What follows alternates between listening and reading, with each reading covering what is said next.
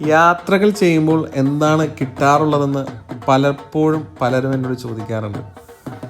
ഞാൻ പറയാറുള്ളത് ഒരുപാട് പുതിയ കാര്യങ്ങൾ കാണാൻ വേണ്ടി സാധിക്കും, പുതിയ ആളുകളെ നമ്മുടെ ജീവിതത്തിൽ പരിചയപ്പെടാൻ സാധിക്കും.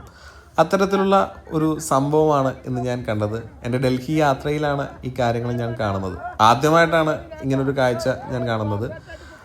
ഇത് 3 പേര് ഒരു വലയത്തിനുള്ളിൽ കൂടെ അറ്റ് എ ടൈം കടക്കാൻ ശ്രമിക്കുന്ന ഒരു കാഴ്ചയാണ്. ഇവർ സർക്കസുകാരാണ് ആയിക്കോട്ടെ, പക്ഷേ വളരെ ഡിഫിക്കൽട്ടായിട്ട് ഒരു സാധാരണക്കാരന് തോന്നുന്ന ഒരു കാഴ്ചയാണിത്.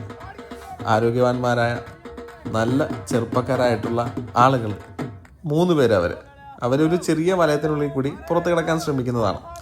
ഇവരുടെ നിരന്തരമായിട്ടുള്ള പരിശ്രമങ്ങളും അല്ലെങ്കിൽ അവരുടെ ഒരു റിസൾട്ടിന് വേണ്ടിയുള്ള വളരെ നാളത്തെ കഷ്ടപ്പാടുമൊക്കെ ആണ് ഇതിൻ്റെ ഒരു ഔട്ട്പുട്ട് എന്ന് നമുക്ക് പറയാൻ വേണ്ടി പറ്റുന്നത്.